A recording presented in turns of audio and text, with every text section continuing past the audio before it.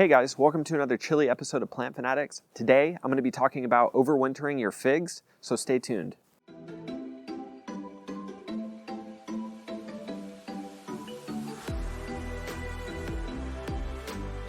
So this is a subject that people think I'm totally crazy about. I'm always telling people, mulch your plants, but they don't really understand what I'm saying. They think that I'm talking about a mediocre, little tiny, like an inch of mulch. That's not what I'm talking about. So if you come over here, I'll show you exactly what I'm talking about. So you guys can see, when I say I mulch my fig trees, I really mulch my fig trees. It has never caused any problems for me as far as rotting or anything like that. If you pick a place to plant your fig, you should never plant it in a place that gets a lot of water or has standing water or anything like that. You should have a decently drained soil. Now, they can do well in a lot of different types of soils. However, but if you want to protect your fig tree in a colder climate and it gets really cold, you're going to need a good layer of mulch. So that's something you're going to have to think about. You can't just put it, in a place that's going to puddle with water and then mulch, a ton of mulch over that, because that's just going to hold water. It's going to cause root problems. And that's not what we want. We want to pick a place with good drainage and a place where we can put a good helping of mulch in order to keep those roots warm. Now, in colder climates, figs are going to die back to the ground. They're going to take on more of a bush form instead of a tree form. So if you guys have watched my videos for any amount of time, you know that I'm not a big believer in tying up your fig trees and covering them and everything, because there's plenty of fig varieties for zone 6 and 7 that you can plant directly into the ground and then just let it have that winter die back, let it die back to the ground, mulch it well, and then you want it to grow back and still produce figs for you. That's the kind of figs you want to grow in a northern planting zone, not the types of figs that you want to cover up. Now, I don't have anything against covering your figs up, if you want more of a tree form rather than a bush. However, it's just going to add massive headaches, especially when we're having a week like this, where we're having low temperatures here that, we wouldn't ordinarily get.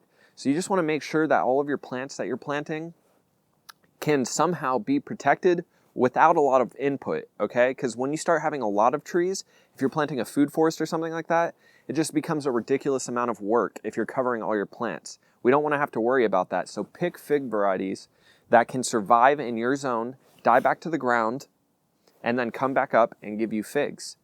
Now, like I said, you have got to put on a good helping of mulch to make sure that those roots are staying warm. You see, a lot of people would say I'm going crazy with it, but I'm really not. I've had figs in the ground for years here, and I've never had any issues. And right now we're getting as cold as it's going to get. And for the people that are afraid to mulch their trees, you're going to run into some issues. I call it the day of death for plants, because a lot of people's tender perennials are going to die because they're afraid to put too much mulch. Don't be afraid to put too much mulch. Just make sure that you work your soil. If you have a bad soil, make sure that you're always adding organic materials to your soil that can break down and make it better over time. And try to not plant your plants in areas that are having puddling issues with water. You always want good drainage with your plants, unless it's a plant that is specifically for a wet area. So right now on our property, we have over 32 varieties of figs. Can you imagine if I had to wrap all of those up in the winter? I do have some plants here that I do have to wrap up. If you guys want to come with me to the food forest, I'll show you a couple of things that we've already done and what you're going to want to try to avoid.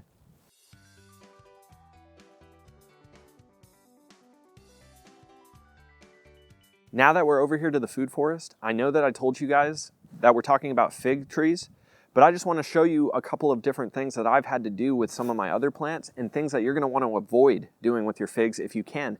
If you want to cover your figs, like I said, I have no problem with that, but I don't believe that's the best way. So, as you can see here, we have a pomegranate tree, and I'm pushing the limits with this. It is a zone 7 plant, but I'm teetering on zone 6, so it's possible for us to get so cold that this would die.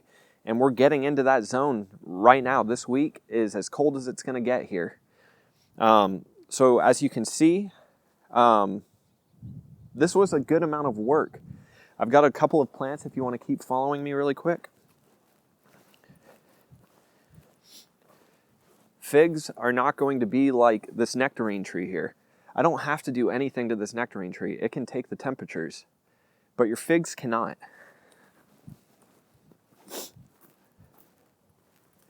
And right here, We have a mulberry tree. There's another mulberry tree over there. We had to cover both of those. It's not fun. It's not fun to be out here in the cold doing this. So if you can avoid that, I would highly recommend doing that. The point of this video, if you guys already have figs in the ground that you do have to winter protect because it's not something that you thought about, all the things that I've just said, that's fine. Continue to winter protect that, but we can still learn from things. And in the future, there's a lot of figs that will work in your area that you're not going to have to winter protect. All you have to do is put the mulch that I've showed you, and it'll do great year after year, and it'll give you fruit. So go ahead, pick awesome figs for your area. If you haven't already, subscribe to the channel, give a like to this video, and leave any comments, any questions that you have. And then also check out my other video, I'll put a link in the description, talking about good cold hardy varieties that you don't have to winter protect. Thanks for watching the video, guys.